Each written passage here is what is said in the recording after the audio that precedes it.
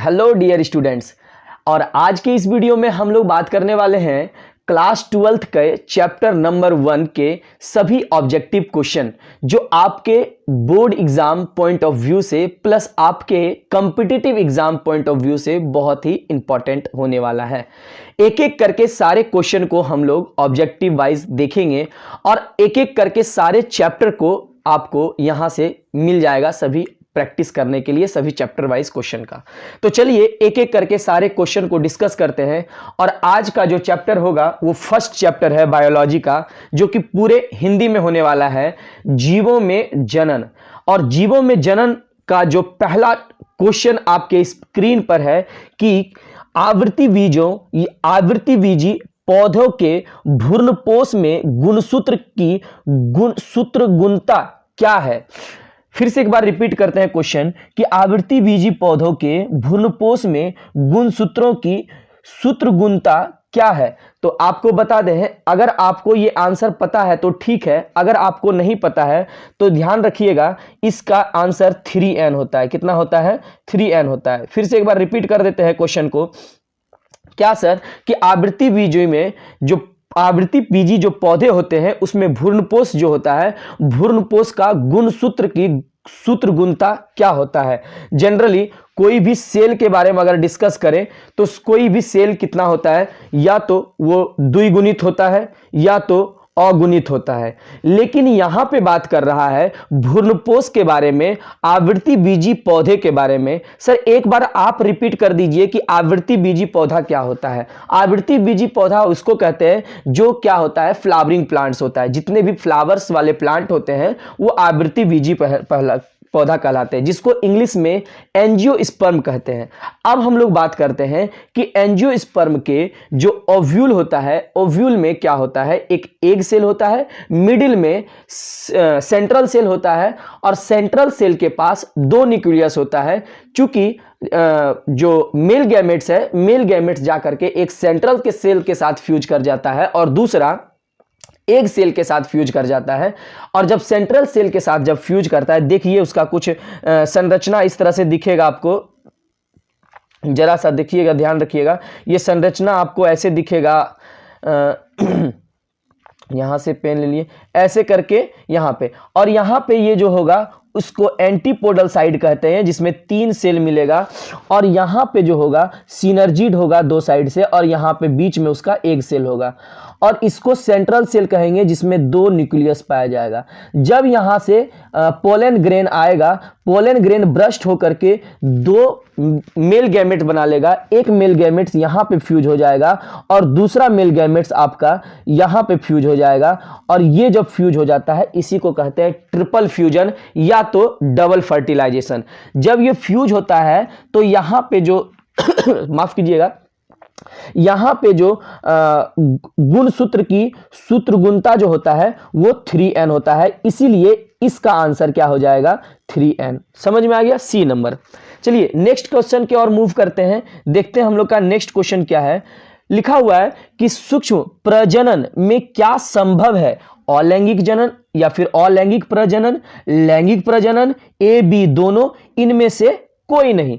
तो आपको बता दें कि सूक्ष्म जीव जो होता है, उस सूक्ष्म जीव जो होता है उसमें जो प्रजनन की जो संभावना देखी जाती है वो अलैंगिक देखी जाती है, असेक्सुअल रिप्रोडक्शन। कैसा देखा जाता है? Asexual reproduction. इसीलिए इसका आंसर 1 हो जाएगा। क्या हो जाएगा?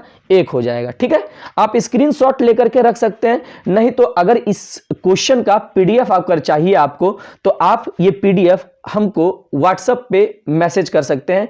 इसके डिस्क्रिप्शन बॉक्स में मेरा व्हाट्सएप नंबर दिया हुआ है, आप यहां से ले सकते हैं। नेक्स्ट आते हैं, निम्न में से कौन सा उभयलिंगी होता है। सर उभयलिंगी क्या होता है पहले ये बता दीजिए, फिर हम क्वेश्चन की ओर मूव करेंगे। तो सबसे पहले बताते हैं, उभयलिंगी कहते हैं वैसे जीव को जिसमें उभय का मतलब होता है दो तरह का लिंग एक ही जीव में हो, मतलब एक ही प्राणी में हो, ऐसे जीव को क्या कहते हैं? उभयलिंगी। मतलब अगर कोई जीव है तो देखिए जरा सा, तो कोई जीव में क्या है, एक उसका मेल भी पार्ट है और उसका फीमेल भी सेक्स ऑर्गन है। फीमेल सेक्स ऑर्गन है और मेल सेक्स ऑर्गन है। तो फीमेल सेक्स ऑर्गन को क्या कहते हैं हम लोग, यहां ऐसे डिनोट करते हैं मेल सेक्स ऑर्गन को ऐसे, और फीमेल सेक्स ऑर्गन को कैसे डिनोट किया जाता है, ऐसे, या फिर फीमेल पार्ट को या फिर फीमेल बॉडी को ऐसे डोनेट करते हैं। तो यहां से हम लोग क्या बात कर सकते हैं कि यहां पे पूछा निम्न में से कौन सा उभय लैंगिक है, तो उभय लैंगिक इसमें क्या हो जाएगा, केचुआ हो जाएगा। कौन सा हो जाएगा, केचुआ हो जाएगा। अगर आप जान रहे हैं आंसर तो ठीक है, नहीं तो आप रिपीट कर सकते हैं चीज को, वीडियो को बार बार देख करके थोड़ा स्पीड बढ़ा लीजिएगा, याद हो जाएगा, रिवीजन करने का दरकार नहीं। तो आंसर नंबर डी हो जाएगा। नेक्स्ट क्वेश्चन की ओर मूव करते हैं। यीस्ट में प्रजनन मुख्यतः किसके माध्यम से होता है, तो यीस्ट में जो प्रजनन होती है ये प्रजनन किसके माध्यम से होता है। अगर आप आंसर जान रहे हैं तो ठीक है, नहीं जान रहे आंसर तो इसका आंसर याद रख लीजिएगा, मुकुलन के द्वारा। किसके द्वारा, मुकुलन के द्वारा होता है, ठीक ना। नेक्स्ट क्वेश्चन में मूव करते हैं। नेक्स्ट क्वेश्चन में युग्मक सामान्यतः किस प्रकार के होते हैं, हैप्लॉइड मतलब एक गुणित, डिप्लॉइड मतलब द्विगुणित, पॉलीप्लॉइड मतलब बहुगुणित, या फिर नीलप्लॉइड मतलब अगुणित, अगुणिक। तो इसका आंसर क्या हो जाएगा, युग्मक हमेशा क्या होगा, कैसा होगा, हैप्लॉइड होगा, मतलब एक गुणित होगा। कैसा होगा, एक गुणित होगा हैप्लॉइड। तो इसका आंसर हो जाएगा ए नंबर, ठीक है। नेक्स्ट क्वेश्चन, अच्छा हैप्लॉइड को कैसे डिनोट किया जाता है, एन से डिनोट किया जाता है, ठीक है। और डिप्लॉइड को कैसे डिनोट करते हैं, 2n से डिनोट करते हैं, ठीक ना। तो हैप्लॉइड यहां से, और दूसरा नंबर अगर बात करें हम लोग, दूसरा नंबर अगर बात करें हम लोग, तो देखिए जैसे हैप्लॉइड का सेंस, और देख लीजिए जरा सा, ये अगर मेल कोई है तो मेल का हैप्लॉइड युग्मक आएगा, और फिर फीमेल का भी हैप्लॉइड युग्मक आएगा, दोनों में निषेचन होगा, और निषेचन होकर के 2n बनाएगा जो डिप्लॉइड होगा, ठीक है ना। नेक्स्ट क्वेश्चन, नेक्स्ट क्वेश्चन की ओर मूव करते हैं। देखते हैं पांचवा नंबर क्वेश्चन क्या है। पांचवा नंबर हो गया, ठीक है।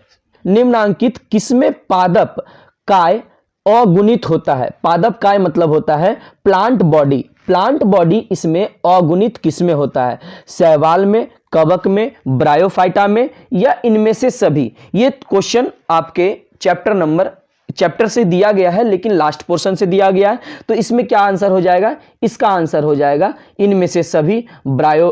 शैवाल हो गया, कवक हो गया, या ब्रायोफाइटा हो गया, इसमें से सभी क्या होता है, यह अगुणित बॉडी होता है, ठीक है ना। नेक्स्ट क्वेश्चन आता है कि अदरक में कायकी प्रवर्धन किसके द्वारा होता है।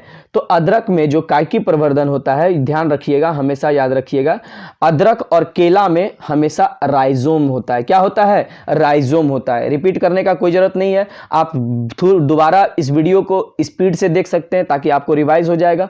नेक्स्ट क्वेश्चन में कंद किसका रूपांतरण है, कंद जो है वो किसका रूपांतरण है, ध्यान रखिएगा, कंद हमेशा जड़ का रूपांतरण होता है, ठीक है। कंद किसका रूपांतरण है, जड़ का रूपांतरण है। नेक्स्ट क्वेश्चन में आते हैं, काजू निम्नांकित में से कैसा फल कहलाता है। तो ये नट्स कहलाता है। क्या कहलाता है, नट्स, ठीक है, नट्स कहलाता है। तो नट्स में आ जाइए, ठीक है।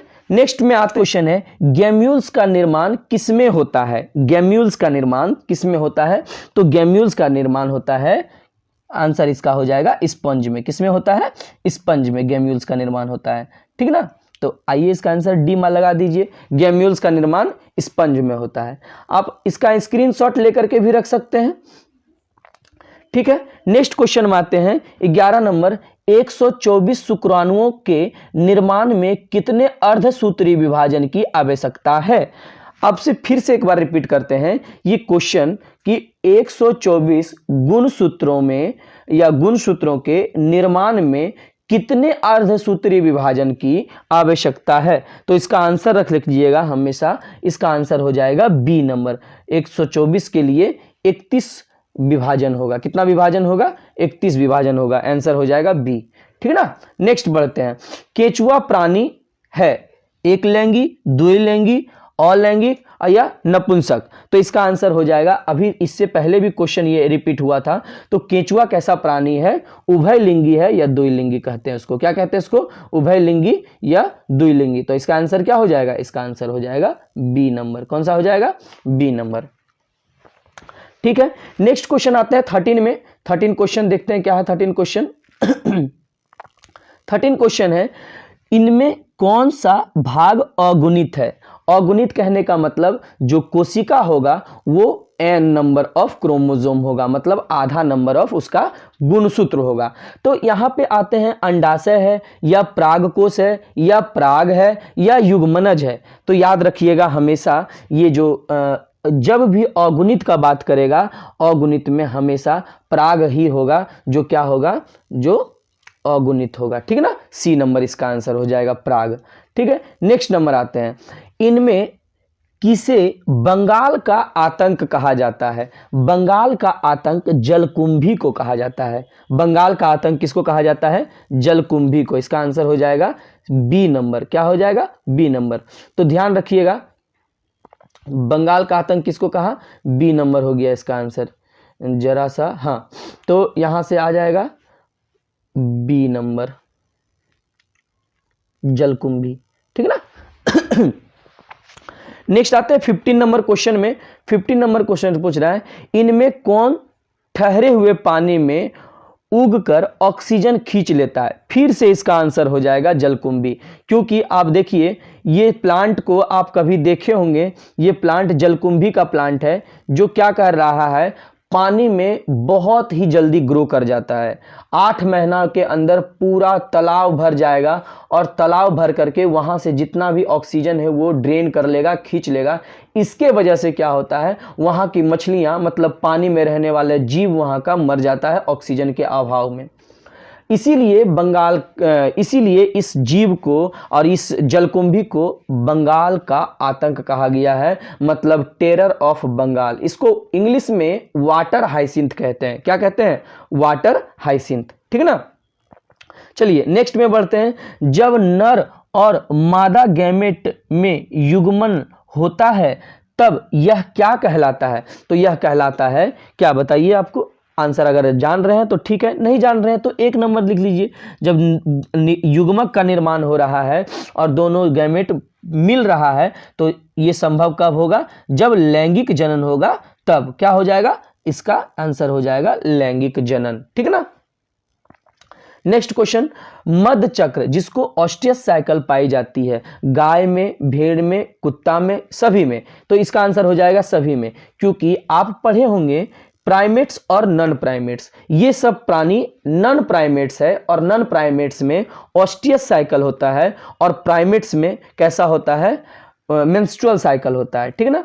मेंस्ट्रुअल साइकिल मंकी, बंदर, ह्यूमन, चिंपांजी, ये सभी में कैसा होता है? Menstrual cycle. और यहां पे बात कर रहा है हम लोग का ऑस्टियस साइकिल का। ठीक है ना। नेक्स्ट आते हैं 18 नंबर क्वेश्चन, उच्च श्रेणी के पौधे में, अच्छा एक हाँ, उच्च श्रेणी के पौधे में निषेचन होता है, बाह्य निषेचन, अंतः निषेचन, जल द्वारा निषेचन, हवा द्वारा निषेचन। देखिए उच्च श्रेणी का जो जीव होता है वो, या फिर उस श्रेणी के जो पौधे होते हैं उसमें जो निषेचन होता है वो आंतरिक निषेचन होता है। कैसा निषेचन होता है? आंतरिक निषेचन होता है। तो इसका आंसर हो जाएगा बी नंबर। ठीक है ना। तो आगे बढ़ते हैं, 19 या 19 नंबर क्वेश्चन देखते हैं। शकलकंद का उदाहरण है, इसमें से कौन सा शकलकंद का उदाहरण है? तो पहला नंबर है अदरक, दूब घास, प्याज, आलू। तो इसका आंसर क्या हो जाएगा? प्याज हो जाएगा। क्या हो जाएगा इसका आंसर? प्याज हो जाएगा। तो 19 नंबर का आंसर लिख लीजिए, प्याज जो है शकलकंद का, बल्ब का एग्जाम्पल है। ठीक है ना। नेक्स्ट क्वेश्चन है 20 नंबर, स्तनधारियों में निषेचन कहाँ होता है? तो स्तनधारी में निषेचन जो होगा वो फैलोपियन नलिका में या फैलोपियन नली में होगा। स्तनधारी में जो निषेचन होता है वो कहाँ होता है? फैलोपियन नलिका में। ठीक है ना। इसका आंसर हो जाएगा डी। क्या हो जाएगा इसका आंसर? डी। किसका? 20 नंबर का आंसर हो जाएगा डी। ठीक है। नेक्स्ट आते हैं, प्राकृतिक अभिषेक जनक मतलब पार्थेनोजेनेसिस पाया जाता है मधुमक्खी में। किसमें पाया जाता है? मधुमक्खी में। ध्यान रखिएगा हमेशा, मधुमक्खी में पार्थेनोजेनेसिस होता है। विदाउट फर्टिलाइजेशन जो जीव का जनन हो जाता है। ठीक है ना। नेक्स्ट नंबर 21 के बाद 22 नंबर आते हैं। 22 नंबर में क्वेश्चन है, द्विनिषेचन का परिणाम होता है। द्विनिषेचन जब होता है उसका परिणाम क्या होता है? भ्रूणपोष बनता है। क्या बनता है? भ्रूणपोष बनता है। ठीक है ना। तो इससे पहले भी बताए थे कि भ्रूणपोष क्या होता है। भ्रूणपोष में जो इसका शुक्राणु का बात करते हैं, शुक्राणु का नहीं बात कीजिए सर, आप बोलिए उसको, हाँ गुण, इसका गुणसूत्र। गुणसूत्र कैसा होता है? गुणित होता है, मतलब त्रिगुणित होता है, जिसमें क्या बोल रहे थे हम लोग? डबल फर्टिलाइजेशन, द्विनिषेचन, जिसको क्या बोल रहे थे हम लोग? डबल फर्टिलाइजेशन या द्विनिषेचन, ठीक है ना। अब यहां से हम लोग बात करते हैं नेक्स्ट क्वेश्चन की ओर। तो नेक्स्ट क्वेश्चन दिया हुआ है, बिना निषेचन के पौधे का उत्पादन किसके द्वारा किया जाता है? तो आप बताइए कि बिना निषेचन के द्वारा, बिना निषेचन के पौधे का उत्पादन किसके द्वारा किया जाता है? इसका आंसर हो जाएगा कायिकी प्रवर्धन के द्वारा। किसके द्वारा? कायिकी प्रवर्धन के द्वारा, ठीक ना। सी नंबर। नेक्स्ट क्वेश्चन में आते हैं, देखते हैं क्या है। ये परिवर्तन जो लार्वा के वयस्क अवस्था में परिपक्व कर देता है क्या कहलाता है? लार्वा को, ऐसा परिवर्तन जो लार्वा को क्या कर देता है? वयस्क अवस्था में चेंज कर देता है, ऐसे अवस्था को क्या कहते हैं हम लोग? एकांतरण कहते हैं। क्या करते हैं? एकांतरण। माफ कीजिएगा, एकांतरण नहीं होगा, इसका कायकांतरण होगा। क्या होगा? कायकांतरण, ठीक है, कायकांतरण, ठीक है। नेक्स्ट में आते हैं, इसका आंसर हो जाएगा सी नंबर, ठीक है। एक सेकेंड, हाँ सी नंबर। नेक्स्ट क्वेश्चन में देखते हैं क्या है नेक्स्ट क्वेश्चन। भ्रूणपोष में कितना क्रोमोसोम होता है? भ्रूणपोष में फिर वही सवाल, ये सवाल बहुत ही इंपॉर्टेंट है। ये भ्रूणपोष का जो क्रोमोसोम का नंबर होता है वो 3n होता है। कितना होता है? वो 3n होता है। नेक्स्ट क्वेश्चन है, नेक्स्ट क्वेश्चन आते हैं, जब संतति का उत्पत्ति एकल जनन द्वारा होती है तब यह क्या कहलाता है? जब संतति का जन्म एकल जनक द्वारा, एकल जनक में सिंगल बॉडी, एक बॉडी के द्वारा, एक जीवित जीव के द्वारा अगर हो तो ऐसे जीव को या ऐसे प्रक्रिया को कहते हैं, ऐसे प्रक्रिया को क्या कहा जाता है? ऐसे प्रक्रिया को कहा जाता है अलैंगिक जनन। क्या कहा जाता है? अलैंगिक जनन, ठीक है ना, जिसमें एक ही बॉडी एक नया ऑर्गेनिज्म को बनाता है। नेक्स्ट आता है, इनमें से कौन नर युग्मक से संयोजन कर भ्रूणपोष बनाता है? फिर से भ्रूणपोष वाला क्वेश्चन। तो देखिए, भ्रूणपोष वाला क्वेश्चन में आंसर द्विगुणित केंद्रक होगा। क्या होगा? द्विगुणित केंद्रक, द्विगुणित केंद्रक। चलिए डी नंबर मार दीजिए, ठीक है, द्विगुणित केंद्रक। नेक्स्ट क्वेश्चन है, स्तनधारी के शुक्राणु के मध्य भाग में क्या पाया जाता है? स्तनधारी के शुक्राणु के मध्य में क्या पाया जाता है? तो माइटोकॉन्ड्रिया पाया जाता है। चूंकि हम लोग चैप्टर 3 में ये देखेंगे, ये चैप्टर 3 का क्वेश्चन है, लेकिन यहाँ पे अगर आ गया है तो हम लोग देख लेते हैं इसमें क्या हो जाएगा, माइटोकॉन्ड्रिया, ठीक ना। नेक्स्ट क्वेश्चन है, चमगादड़ द्वारा परागन कहलाता है, क्या परागन कहलाता है? क्रिप्टेरोफिली। क्या कहलाता है? इसका आंसर हो जाएगा क्रिप्टेरोफिली। तो इसका आंसर क्या हो जाएगा? आंसर हो जाएगा इसका सी नंबर। क्या हो जाएगा इसका आंसर? सी नंबर। फिर से चलिए सी नंबर मार्क करते हैं इसमें, ठीक है, और इसमें यहां पे भी सी लिख देते हैं, किसका नंबर? 19 का, ठीक ना। नेक्स्ट क्वेश्चन है, नेक्स्ट क्वेश्चन है, जनक समान जीव प्राप्त होते हैं, मतलब जब जनक जो होता है, दो जनक या एक जनक एकदम एक समान जब होता है, वैसे जीव क्या कहलाता है? बीज से, युग्मनज से, युग्मकों से, या फिर विखंडन से। तो इसका आंसर क्या होगा? इसका आंसर हो जाएगा विखंडन के द्वारा, ठीक ना। जैसे एक एग्जांपल ले लेते हैं हम लोग एमीबा के बारे में। चलिए इसका आंसर पहले लिख लीजिए, आंसर हो जाएगा डी नंबर, ठीक ना। इसका एक एग्जांपल ले लीजिए एमीबा के बारे में। एमीबा चूंकि ऐसे मान लेते हैं एमीबा है, तो ये अगर एमीबा यहाँ से ब्रेक हो करके 2 एमीबा बन गया, तो 2 एमीबा एकदम सेम एक जैसा होता है, एक जैसा एमीबा होगा, और एक जैसा एमीबा लगेगा तो इसको क्या कहेंगे हम लोग? एकदम सा सेम दिख रहा है, ठीक ना। चलिए नेक्स्ट क्वेश्चन में आता है, और इस प्रक्रिया को क्या कहलाता है? विखंडन कहते हैं। अब नेक्स्ट आता है क्वेश्चन, द्विखंडन किसमें पाया जाता है? फिर से सेम क्वेश्चन आ गया, द्विखंडन अमीबा में पाया जाता है। किसमें पाया जाता है? अमीबा में पाया जाता है, ठीक है ना। अभी अमीबा के बारे में हम लोग बात किए थे कि एक जैसे अमीबा है यहाँ पे और इसका विखंडन हो गया और दो खंडन बन करके दो अमीबा बन गया, एक अमीबा यहाँ एक अमीबा यहाँ, और इसको क्या कहते हैं? द्विखंडन कहते हैं। नेक्स्ट क्वेश्चन है, मुकुलन मतलब बडिंग द्वारा जनन किसमें होता है? मुकुलन द्वारा जो जनन होता है वो ए नंबर में होता है, यीस्ट में। किसमें होता है? ए नंबर, यीस्ट में, ठीक है ना। नेक्स्ट क्वेश्चन कि जलकुंभी 65,000 से अधिक पौधे कितने माह में उत्पन्न कर सकता है? ये एनसीईआरटी का क्वेश्चन नहीं है, ज्यादा दिमाग लगाने का बात नहीं है, लेकिन इसका आंसर ये हो जाएगा 8 मंथ में। कितना मंथ में? इसका आंसर हो जाएगा 8 मंथ में। कितना मंथ में? 8 मंथ में पूरा बॉडी प्लांट पूरा भर जाता है तालाब में और वहाँ से ऑक्सीजन को ड्रेन कर लेता है, ऑक्सीजन को ले लेता है और इसके वजह से मछलियाँ वहाँ की मर जाती हैं। नेक्स्ट है, इनमें कौन केवल एक बार अपने जीवन काल में पुष्प देता है? बहुत ही कॉमन क्वेश्चन है ये बांस जो है अपने जीवन में काल में एक ही बार पुष्प देता है और उसके बाद वो डाई कर जाता है, मतलब मर जाता है। ऋतु में होता है, तो ऋतु मनाव चक्र हमेशा याद रखिएगा, ऋतु मनाव चक्र ये सभी में होता है। इसका आंसर क्या हो जाएगा? सभी में। कैसे सर? तो इसके मनुष्य में भी होता है, बंदर में भी होता है, चिंपांजी में भी होता है, तो ये सब सभी में होता है, इसीलिए इसका आंसर हो जाएगा सभी। क्या हो जाएगा इसमें? सभी। तो इसका आंसर क्या हो जाएगा? सभी। फिर से समझिए कि ये मेंस्ट्रुअल साइकिल के बारे में बात कर रहा है और मेंस्ट्रुअल साइकिल किसमें होता है? मनुष्य में, बंदर में, चिंपांजी सभी में होता है, ठीक है ना। नेक्स्ट आते हैं, मनुष्य के युग्मकों के गुणसूत्रों की संख्या कितना होती है? देखिए आप लोग जल्दबाजी में इस क्वेश्चन को गलत मत कीजिएगा, ये क्वेश्चन का आंसर होगा 46। क्या हो जाएगा? 46, ठीक है ना। फिर से समझिए बात को, क्या हो जाएगा? 46, डी नंबर इसका आंसर होगा। कितना होगा? D number. अगर पूछता कितना जोड़ा है तो क्या हो जाएगा? 23 जोड़ा। क्या हो जाएगा? 23 जोड़ा। समझ में आ गया? 23 जोड़ा, ठीक है। नेक्स्ट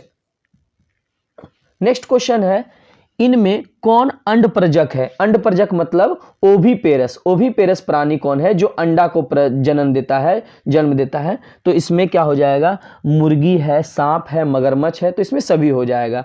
तो इसका आंसर क्या हो जाएगा? इनमें से सभी। नेक्स्ट क्वेश्चन है, जब निषेचन जीव के शरीर के बाहर होता है तब उसे क्या कहते हैं? सर बाह्य निषेचन कहते हैं। क्या कहते हैं? बाह्य निषेचन कहते हैं, क्योंकि शरीर के बाहर हो रहा है तो बाह्य निषेचन हुआ, ठीक ना। नेक्स्ट है कि युग्मक स्थान अंतर होता है किसके द्वारा? जल द्वारा, वायु के द्वारा, हवा के द्वारा? सर सभी के द्वारा होता है। अगर जल के द्वारा होता है तो इसको हाइड्रोफिली कहते हैं, वायु के द्वारा हुआ होता है तो एंटीमोफिली कहते हैं, और हवा के द्वारा होता है तो वायु और हवा दोनों एक ही है, एक ही आंसर हो जाएगा, तो सभी हो जाएगा इसका आंसर, ठीक है ना। चलिए इसका आंसर लिख लीजिए, सभी के द्वारा, डी नंबर। नेक्स्ट क्वेश्चन है, निम्नलिखित या फिर निम्न में से किस में बाह्य निषेचन होता है? बाह्य निषेचन उभयचर में होता है, ठीक है ना। या फिर कह सकते हैं आप लोग यहाँ पे आंसर लिखाइए उभयचर। उभयचर में क्या आता है सर? मेढक उभयचर होता है और उसमें बाह्य निषेचन होता है, ठीक है ना। नेक्स्ट क्वेश्चन है 41 नंबर क्वेश्चन, इनमें किसमें जल माध्यम से निषेचन होता है? इसमें पूछ रहा है कि जल माध्यम से किसमें? सहवाल में, ब्रायोफाइटा में, टेरिडोफाइटा में, या इनमें से सभी? तो इसका भी आंसर क्या हो जाएगा? इनमें से सभी में जल के द्वारा ही निषेचन होता है, ठीक है ना। नेक्स्ट आता है, निम्न में से कौन उभयलिंगी पादप नहीं है? उभयलिंगी पादप इसमें से कौन नहीं है? देखिए इसमें से आंसर जो इसका दिया हुआ है 42 का ए, उभयलिंगी नहीं है। ये उभयलिंगिक नहीं है तो पपीता हो जाएगा, उभयलिंगिक नहीं है, ठीक है ना। ए नंबर इसका आंसर हो जाएगा, उभयलिंगिक नहीं है, ये एक लैंगिक है, ठीक है ना। क्योंकि आप जब भी देखे होंगे पपीता को तो दो प्लांट होता है, एक में बड़ा पौधा या छोटा पौधा से मैटर नहीं है, उसमें फल बड़े होते हैं, किसी फल पौधे में फल इतने छोटे होते हैं वो खाने लायक भी नहीं होता है, तो वो पौधा और दूसरा पौधा दोनों अलग अलग, मेल और फीमेल मतलब नर पौधा और मादा पौधा दोनों अलग अलग होता है। ठीक है, तो यही आंसर था इसका। नेक्स्ट आंसर कि अवेग में वर्दी प्रजनन होता है, क्या लिखेंगे? बुलबिल द्वारा, शकर द्वारा, स्टोलन द्वारा या फिर राइजोम के द्वारा। तो इसका आंसर क्या हो जाएगा?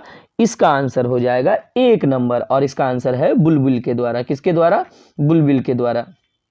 चलिए बुलबिल आंसर मार दीजिए, कोई दिक्कत? आप स्क्रीनशॉट लेते चल जाइएगा तो कोई दिक्कत नहीं है, आप स्क्रीनशॉट भी ले सकते हैं।